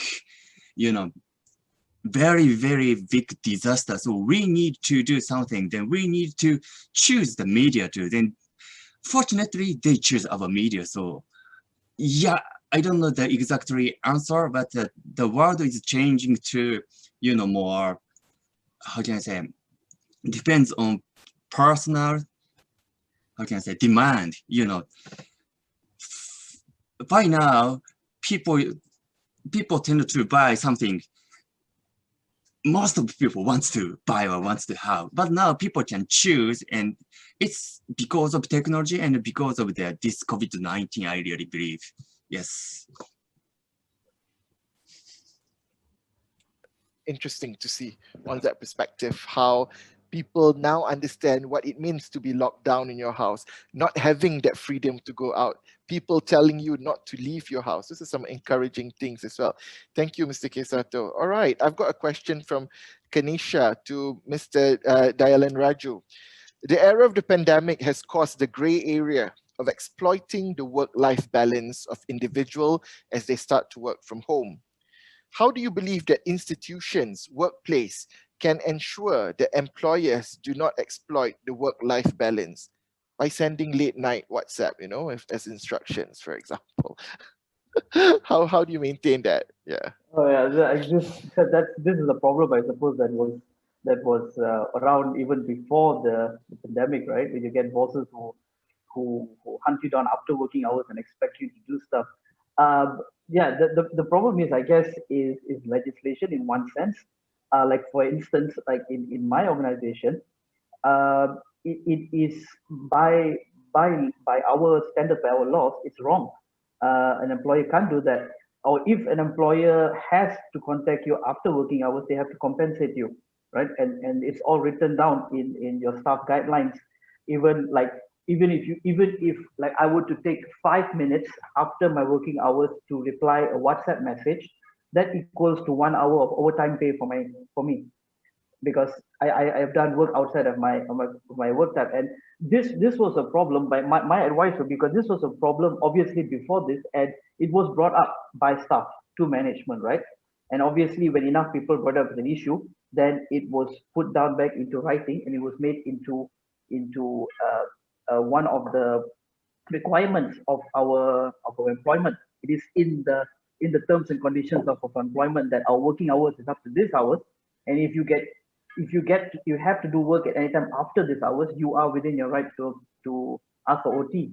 And if your manager refuses your OT, you can actually put in a formal complaint to that. And yeah, and so I guess, yeah, it becomes a problem when you work for small organizations, small companies, where they kind of take advantage of your. I believe me, I've been in those situations where you really can't do anything. But yeah, like back again, the political will and legislation would be my answer to that. Interesting. Thank you very much, Ms. Dayalan. Now, I've got a question that can be shared between Dayalan and also Sato. Okay. How do you balance human rights with the different values that are available in different countries? This is a question by Arif, with religion, cultures, and power dynamics. You're doing something very, very intercultural, Sato, and the way you show it. How do you balance human right with differences in culture? And that goes the same with Dayalan as well, being part of the foreign service. Yeah. So may I? Yes, yes. Okay. Yeah, it's an interesting question. Actually, there are so many differences between the countries and the people, individuals. And one of the key to conquer or make a bridge between them is to find same thing, not just focus on the differences between the A and B, but we could find some same thing, even like, I was living in Zambian Republic in Africa. The culture was really different. But when they feel anger, the face is like this. Then when they feel happy, they are smiling. Even in the different culture, they have in the basis they have same kind of seeds of human beings. So if you can find it, maybe you can have a fun or have interest in the differences. Yeah, that's my answer. Thank you. I think focusing on similarities than differences. You know what? Both those faces could be my happy or angry face the other way around as well. I think my students can assure you on that. Mr. Dayalan, what about yourself? This is an excellent question. This is one of the biggest issues also that I faced back when I was in Suhakam, right? And you always get this question, this idea that, for instance, like human rights is a Western construct, and it does not cross over well into Asian culture, into like the Malaysian culture, right? And like, as Kay mentioned, one of the best things we can do is to first point out the similarities, and to make people understand, look, you are looking at it at some points in life with a little bit of tunnel vision. You're looking at it specifically in your point of view. You're not. We have to help them to take a little bit step back and look at it a bigger picture. An example I would give you, right? One that just popped into my head was LGBT rights, right? And this has always been a very sensitive issue, a sensitive topic whenever we bring it up to anybody. People come up and say things like, well, okay, it's wrong, it's not right, it's religion and whatnot, right? And so one of the ways that we used to deal with that was like, look, let's take a step back, right? First and foremost, LGBT or not, we're talking about human beings, right? And every human being has basic rights.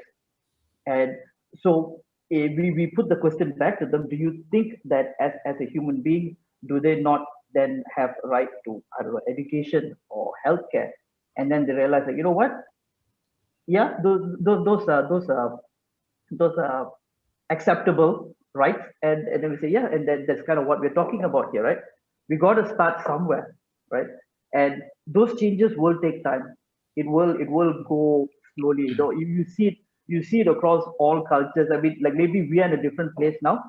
If you want to look like, I don't know, in the US back in what, the 50s, did you think a conversation about having a black president would have been received in any way? Because at that point in time, it was wrong. It was something that they couldn't accept. But then they took on the little points, like giving black people the right to education, the right to, you know, to healthcare, to go to the same school. And from there it grows. And at some point, that acceptance of those values will naturally come to the society. So as I work in the category, we don't try to force these values upon people. We just do the work, the basic work in place, and hopefully along the way, you know, it goes up and it comes to a point where it's acceptable for the society, and you know, brings about the benefits that we want for everybody in the end. Thank you. Thank you, Dayalan. We've got 7 minutes left. I've got one final question for all the panelists. Do you think there's any silver lining behind this COVID pandemic? I'm sure there is, you know, just one thing to sum things up. You know, what have you learned, and what have you seen? What positive things have you seen? If we could go back from the order of the presentation, if we could start with Kionz first, is that okay? If you ask me, I've always been optimistic and I've always been positive, and I think that should be the right attitude to face anything in life. All right, especially for you guys as a student coming out facing a lot of challenges. If you do not find opportunities, or you don't find silver linings in every problems, then you have a problem.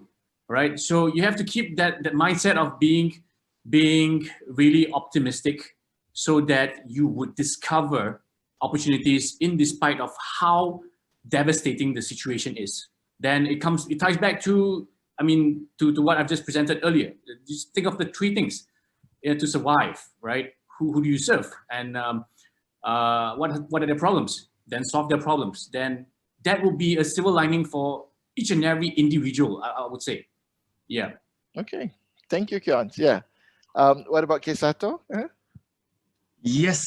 So actually, in COVID-19, I really found the ability of human being to feel sympathy for others is stronger than our imagination. I really feel like now we are talking through screen, but I could feel your emotion. I don't know why, but it's a kind of the, you know, ability of human being. And also, you know, there's some unknown thing, like in future, maybe we could have other disaster, not the COVID-19. So unknown thing, we tend to feel like scared of that. But also in unknown thing, we can find hope. Like before joining this event, I was so worried about if I could talk fluently or not. But you know, now I really feel a lot of hope I could get from you guys. So you know, unknown thing is not just anxiety. It has a hope too. That's what I really found in this COVID-19. Thank you very much. Shukran jazilan. Hope, yeah, thank you. Shukran jazilan as well. Hope in anxiety is such an interesting thing. Just a quick shout out to you from Sudais. He says that he just checked your website and it's such a cool website, the Dialogue for People. And he would like to start an organization like Dialogue for People one day, and would love to be in touch with you as well. You know? Okay, next, Tim. What's the silver lining here? I think what it proved to me is the strength of the human spirit, really, and how people do when they face the fears, they get through them and work together. And I think, you know, this has been very, even though people have been working at home alone, people have been supporting each other. And I think it's what was just said as well, that how people have actually shown a lot of empathy to other people and supported other people and been concerned about other people. I, for instance, have actually spoken to my kids more in the UK during COVID than I did before. And it's because we're just so used now just to Zoom and FaceTime and I just think it's the strength of the human spirit of fighting through this and, you know, not giving up, really. That's great. Thank you. The spirit remains. We have to be strong, not giving up, and just, you know, be able to adapt to these new challenges. Dayalan. And they want to know what your favorite car is as well. I seriously got that as a question. I just added that because my bio looked too boring, so I had to add the one line at the back. So okay, the silver lining that I see from this pandemic, right, is that it gave us all an opportunity to finally actually stop, take a step back, and actually realize what it is that really is important, and the fact that health and, you know, family kind of took precedence over things. I mean, the fact that before this, you tell any organization I wanted to work from home, and there would have been like a big no, like no such thing. I can never let you work from home. But now they actually had everybody working home, and work has still gone ahead, right? And it's actually shown us that, you know, things can be done if you really want to do it.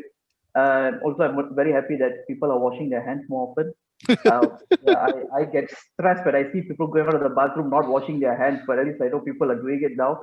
And in terms of my favorite car, well, I don't I don't have a favorite car for now. But if I would say among the cars that I have, the favorite car that I have is I don't know if everybody knows this. It's a 1974 Toyota Corolla KE25 Coupe. Wow. It's a bit of a rare car, but yeah, that's my classic. Yeah. Yeah, that's my third. Nihon no kuruma. Okay. All right. Thank you very much, Dayalan. Thank you to all the distinguished panelists. You know what? Just a year ago, I wouldn't have imagined having Japan, Singapore, and the US, and, you know, from Canada and Malaysia together in one forum. It would have been physically, you know, unfeasible at that period of time. And to learn so many things. Dayalan, I had a visa to go to Canada in March for the API conference, and I had to cancel it. That was, you know, that was so close that I'm going to get a flight ticket, but, you know, the visa was canceled. But the High Commission actually refunded me, so that was good as well. Yes, thank you. And just to let you know as well, Her Excellency Julia Bentley gave a talk to the Faculty of Social Sciences, to the students just 2 years back, and we've worked very closely as well on that part. Became global talk series, right? Yes, yes. So we are very, very happy to have all these people here, and we have learned so much. Did we learn a lot, guys? I mean, shake your heads, you know, if you do. I mean, I enjoy every minute of it, and we hope to have more sessions like this. It is having all of you from the industry out there telling the students there's hope, there's new way of doing things, there's creativity is at its best. You know, moving forward, thinking out of the box is about realizing dreams and potential and never giving up, guys. I think what we've learned from this adaptability and management during pandemic talk for the special E-Symposium, you guys did an awesome job handling it to get these people to keep your spirits alive as well going into the industry. I will now pass on to Dina. I would just once again say thank you to all of you. So Dina, back to you. Thank you so much to every single one of our esteemed panelists. I'm sure I actually saw a lot of hate, you know, like everyone looked so excited. But at the same time, I did notice that during Sato's dialogue, a lot of people, you know, teared up as well. I did as well. Thank you for that. I really enjoyed the input that we got from our panelists today, and I'm so glad that we got Dr. Alba for this, because he's such a great moderator. Thank you so much, Dr. Latif, for that. Okay, so I enjoyed a lot of the questions as well. So thank you to all the participants who sent in a question. I'm sorry we could not get to every single one of the questions. There were a lot, but I hope that everyone has enjoyed the session. So, ladies and gentlemen, and dear students, there is another photo session for this afternoon forum. So I would like everyone to please switch on your camera, please. Can we see some smiling faces? Please. Okay, and I will pass this to Matumita. Thank you. Hello everyone. So I'm the photographer for this session, and is everyone already on the camera? Just want to check. Wait, all right, so we have total of 7 pages. So I just want you all to just keep smiling until I take 7 times the pictures. So I'll be counting 1, 2, 3 for 7 times. All right. So okay, 1, 2, 3. Okay, done with the first one. Okay. 1, 2, 3. All right. 1, 2, 3. Okay. 1, 2, 3. 1, 2, 3. 1, 2, 3. Okay, wait, the last one. I promise. Okay, 1, 2, 3. Okay. All right, done. Thank you, guys. Thank you so much, Matumita, for the photo session and the photo taking. Look at all the happy smiles. I'm sure everyone would have a permanent smile now, after all that photo taking. Okay, so and with that forum session, we have come to the end of our program today. On behalf of the team, we would like to thank Dida Isgril and Mariposa for sponsoring our event. We thank all beloved lecturers, students, panelists, moderators, and people from the industry who have participated in today's morning and afternoon sessions. We hope everyone gains some new information and knowledge through this program. So I would like to remind everyone to please fill in the last attendance link that will be shared in the chat box. I hope it is not buried with all of the excitement from everyone. So please fill it in. I know we had a lot of links, but this is the last link of the day, I promise. Okay, so please fill it in so that we could give you your e-certificates. And with that, we have ended our event. Thank you. Till we meet again, I am Dina Yasmin. Thank you and stay safe.